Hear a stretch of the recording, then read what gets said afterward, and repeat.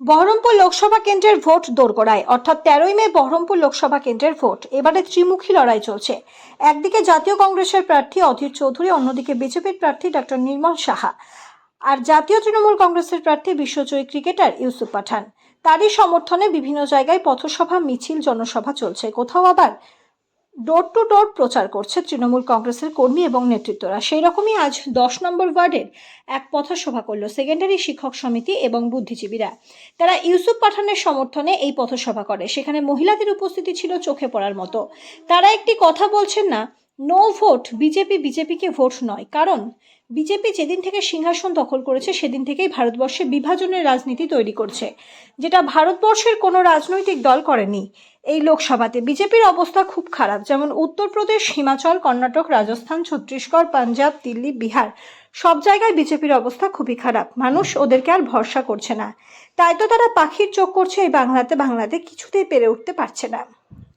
তখন তারা সেখানে তাদের সেই একই কায়দায় বিভাজনের রাজনীতি তৈরি করছে, হিন্দু মুসলমানের মধ্যে ভেদাভেদ তৈরি করছে, শান্ত বাংলাকে অশান্ত করার চেষ্টা করছে। তাই তো এবারের ভোট মানুষকে অনেক ভেবে চিনতে দিতে হবে। মমতা ব্যানার্জির হাতকে শক্ত করতে হবে।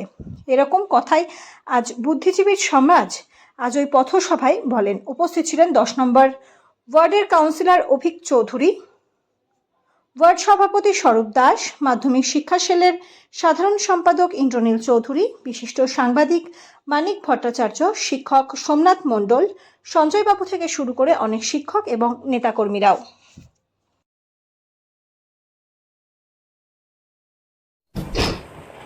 মমতা বন্দ্যোপাধ্যায় সম্বন্ধে আমি দুটো কথা বলবো।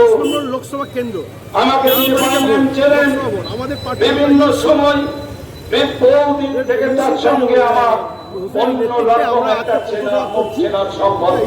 নেতৃত্বে আমাকে কদিন আগে বড়ুয়ার ওখানে একটা মিটিং ছিল, আমাদের সভা চলছিল। No BJP no vote. BJP আসছে, বিজেপিকে ভয় পাচ্ছে বাংলার মানুষ, ভারতবর্ষের মানুষ এখন জেনে গেছে গোটা ভারতবর্ষে বিজেপি। অধীর চৌধুরীকে ভোট দেওয়া, কর্ণাটক, রাজস্থান, বিহার, ছত্তিশগড় সব জায়গাতে বিজেপি আসছে। ওদের এখন পাখির চোখ হয়ে যাচ্ছে বাংলা, শান্তির বাংলা, অশান্ত সৃষ্টি করছে। মুসলমানের মধ্যে একটা বিভাজন তৈরি করতে গিয়ে বলছে এটা হবে না। অন্তত এই বাংলায় যিনি আছেন, বিজেপিকে বলতে ভালো, তার নাম মমতা ব্যানার্জি। উনি এটা কিছু হিন্দু ভাই বোন আমার ইউসুফ পাঠানের নেতৃত্বে আমরা বুদ্ধিজীবী সমাজ বলেছে। কিন্তু অধীর কেন এই কথাটা বলেছে? আমার নাম মানিক বসু, আমি জেলা তৃণমূল কংগ্রেস জেলা প্রেস কনভেনর। বহরমপুরের বিজেপি ভোটটাকে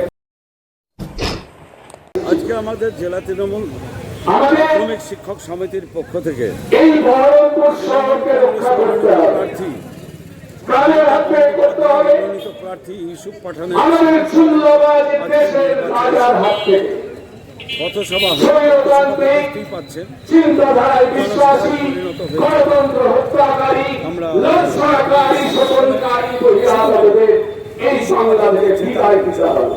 আমরা এই পথসভা আমাদের সর্বভারতীয় তৃণমূল কংগ্রেসের প্রত্যেকটা ওয়ার্ডে সাধারণ সম্পাদক আইকন এখানেও অভিষেক ব্যানার্জি এই এদেরকে বহিরাগত আখ্যা দিয়েছেন।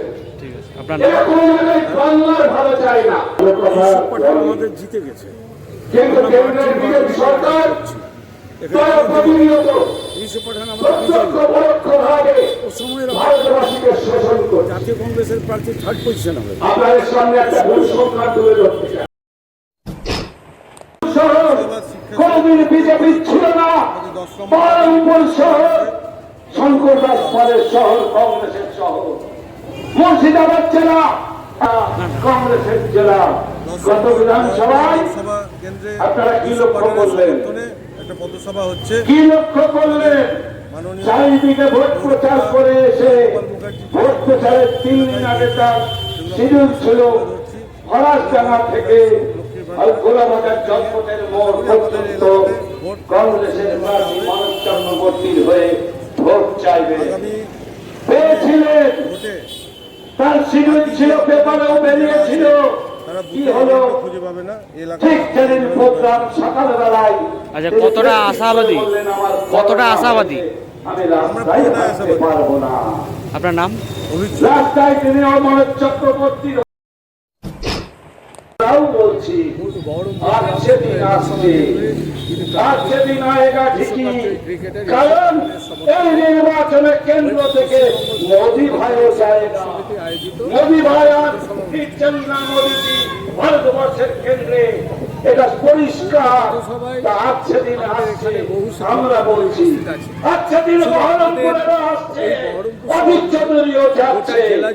তাই এই জায়গায় দাঁড়িয়ে আপনাদের চরম সিদ্ধান্ত নেওয়ার দিন। বিজেপি একমাত্র তাহলে আমরা রাম মন্দির প্রতিষ্ঠা করেছি, আমাদের ভোট দাও কখনো বলছে না। আমরা কলকারখানা করেছি, কর্মসংস্থান করেছি, আমরা জিনিসপত্রের দ্রব্যমূল্যের দাম কমিয়েছি। বিজেপি এই বলে বলছে না, ভোট চাইছে না। বিজেপি বলছে না আগামী দিনে আমরা আপনার নাম? বিজেপি বলছে না আমরা রেল টাকা বিক্রি করেছি।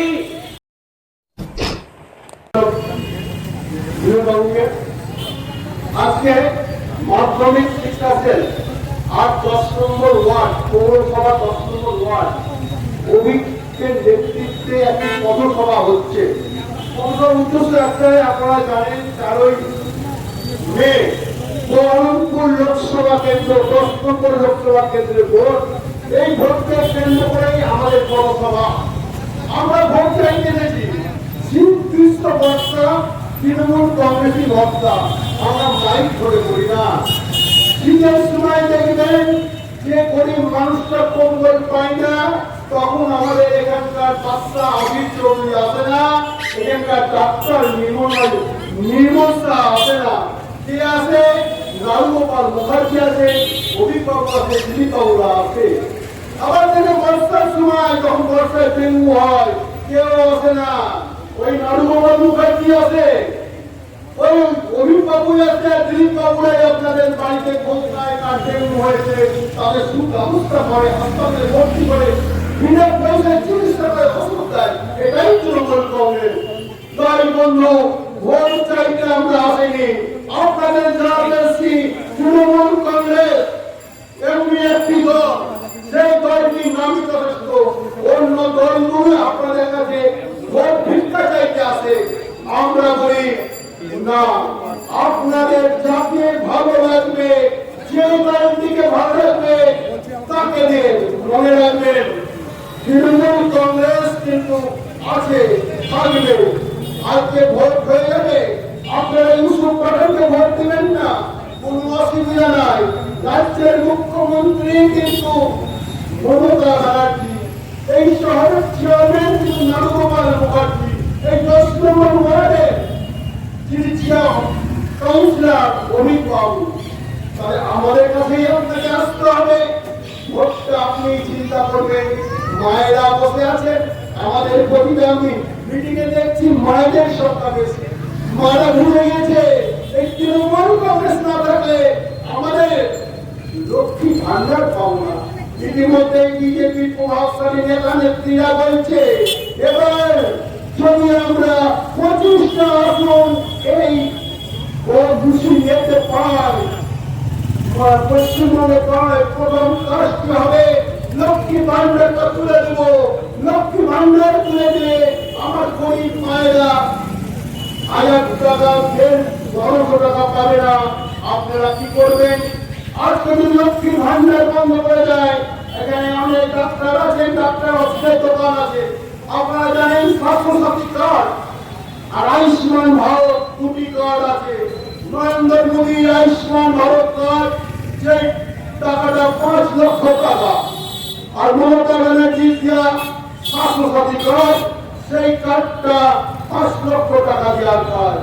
আপনারা জানেন জগৎ বিখ্যাত ডাক্তার হার্ট স্পেশালিস্ট তিনি বলছেন যে স্বাস্থ্যসাথী কার্ড গোটা ভারতবর্ষে এত উপকৃত হয়েছে পশ্চিমবঙ্গ সরকারের দেওয়া, সেটা অভাবনীয়, সেটা ভাবা যায় না। আর এদিকে আয়ুষ্মান ভারত কার্ডটা আপনি গুজরাট, কর্ণাটকে যে কোনো হাসপাতাল, যে কোনো নার্সিং হোমে নিয়ে যাবেন, ওটা কার্য করছে না। তার একটা কারণ আছে, সেই কার্ডের টাকা পাওয়া যাচ্ছে না। তাই আমাদের এখানে একজন বিরোধী দলনেতা আছেন, তিনি কথায় কথায় বলেন যে এবারে ওরা দিচ্ছে লক্ষ্মী ভান্ডার, আমরা দেবো মহালক্ষ্মী ভান্ডার। সেই টাকাটা কত দেবো? ৫,০০০